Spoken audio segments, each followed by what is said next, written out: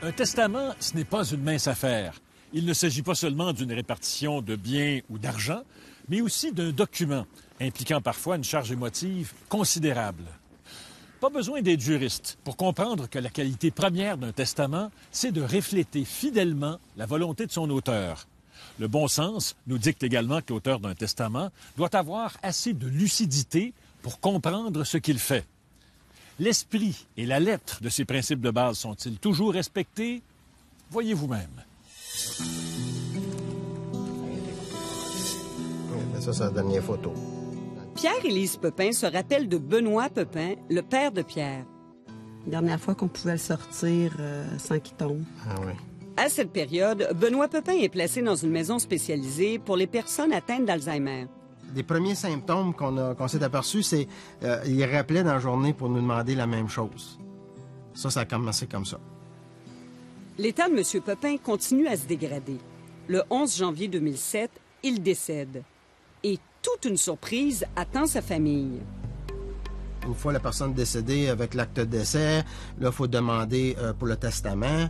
Et lorsqu'on a reçu la lettre de la recherche testamentaire, à ce moment-là, on a vu qu'il y a eu un autre testament qui a été fait peu avant qu'il soit placé en résidence. Ce nouveau testament déshérite complètement son fils. Ça a été un choc. Oui, un gros choc. Parce que mon beau-père aimait son garçon. Jamais il n'aurait fait ça. Jamais, jamais de mettre une autre personne héritée de tout et par-dessus tout une étrangère. Jamais, jamais. La nouvelle héritière est inconnue de la famille. Qui était cette dame qui héritait finalement de votre père? C'était la fille de la dame avec qui il prenait des marches. Comble de l'ironie, ce deuxième testament est complètement en anglais. Mon beau-père avait de la difficulté à s'exprimer en français et en anglais encore plus parce que le testament était tout à fait fait en anglais d'un bout à l'autre. On voit pas ça fréquemment, une personne qui nous demande de faire... Pour Maître Jean Lambert, ex-président de la Chambre des notaires du Québec, si une personne âgée change son testament pour déshériter ses enfants, cela doit attirer l'attention du notaire. Il devrait vérifier que cela est fait en toute connaissance de cause. Il s'étonne aussi qu'on puisse rédiger un testament en anglais pour une personne francophone. Mais dans le cas du testament, c'est vraiment le testateur qui choisit sa langue. Alors écoutez, ça m'étonne un peu qu'une personne demande à faire un testament dans une langue qui ne lui est pas familière et qu'elle ne comprend pas. Celui qui a rédigé le Nouveau Testament en anglais, c'est le notaire Michel Labrosse. Il a refusé de nous accorder une entrevue à la caméra. Mais au téléphone, quand on lui demande pourquoi il a rédigé ce testament en anglais pour une personne unilingue francophone, il répond « La personne avec qui M. Pépin était plus à l'aise en anglais. » Quelques minutes plus tard, quand on lui demande qui accompagnait Benoît Pepin, il ne s'en rappelle pas. « Je ne pourrais pas vous dire. Je ne me souviens pas exactement de ce cas-là. » Lorsque c'est arrivé, mon père était très avancé dans sa maladie. À ce moment-là, le nom des personnes, l'heure de la journée, il se perdait même. Là, il était, comme on dit, la police l'a retrouvé 2 ou 3 fois, mais il y avait tout le temps sur lui mon numéro de téléphone. Donc, je partais du bureau, puis j'allais le chercher au poste de police. Puis on était en recherche d'une résidence pour lui. Autre fait surprenant. Lorsque le Nouveau Testament a été rédigé, M. Pepin était déclaré inapte. Il était sous mandat d'inaptitude homologué, ce qui lui enlevait le droit de faire des documents légaux. De ce qu'on a compris, c'est lorsqu'un mandat d'inaptitude est homologué, la personne, son nom n'est plus valide. La personne ne peut plus voter, la personne ne peut plus avoir de compte de banque, elle ne peut plus conduire, elle ne peut plus prendre aucune décision.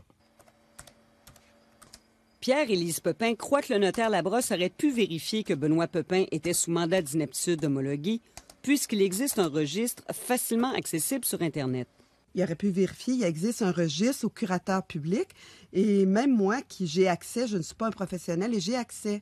Alors, avec la date d'anniversaire, je crois, et le nom, on peut savoir s'il y a un mandat, quel type de mandat, pour la personne, pour les biens. Tout était écrit.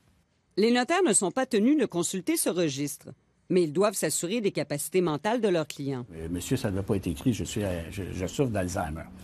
Il s'agit donc, à l'occasion de l'entrevue, et c'est notre devoir de le faire, de poser des questions et justement d'évaluer l'environnement pour s'assurer que cette personne-là comprend très bien ce qu'elle est venue faire dans notre bureau. Bon, est-ce que le confrère le fait? Moi, je ne peux pas en juger, mais je peux juste dire que notre devoir, c'est de le faire. Et lorsqu'on a un doute sérieux, on s'abstient. Lors de notre conversation téléphonique, Michel Labrosse nous a déclaré que l'état de santé mentale de M. Pepin lui semblait normal. On ne fait pas passer un test, on leur parle. Avoir eu un doute, je le signais pas. Lise Pepin décide de porter plainte contre Michel Labrosse au syndic de la Chambre des notaires. Dans sa lettre, elle souligne plusieurs faits qu'elle trouve très discutables et plutôt déconcertants, dont les principaux sont ceux-ci. M. Pepin avait de la difficulté à s'exprimer. Comment un notaire n'a-t-il pas pu déceler son inaptitude si évidente? M. Pepin est francophone.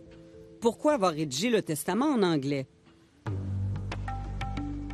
Le syndic fait enquête. 6 mois plus tard, on répond à Mme Pepin. Sur l'inaptitude de Benoît Pepin, non décelée par le notaire, le syndic répond. Si M. Pepin lui a apparu sain d'esprit et qu'il a exprimé ses volontés lors de la signature du testament, il est concevable, même si c'est regrettable, que le notaire ait été induit en erreur.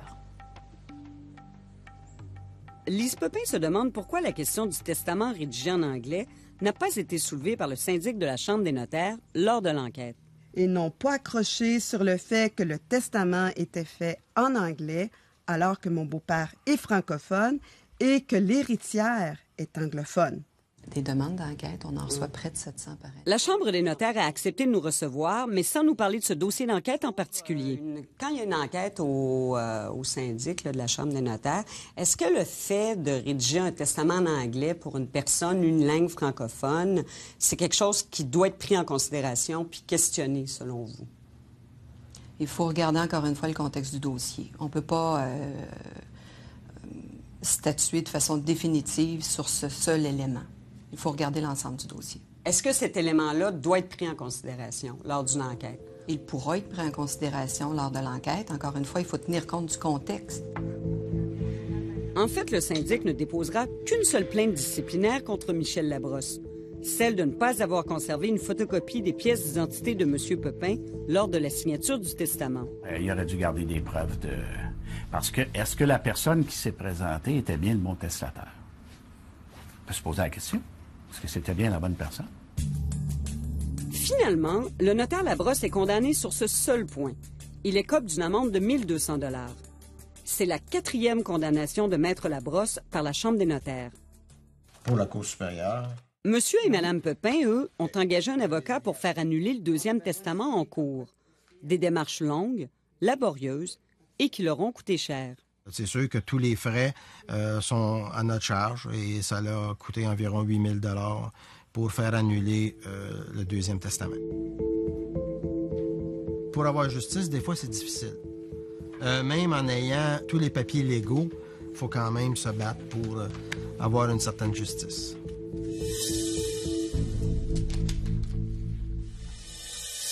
Pierre Pepin a donc facilement réussi à faire annuler ce 2e testament par un tribunal.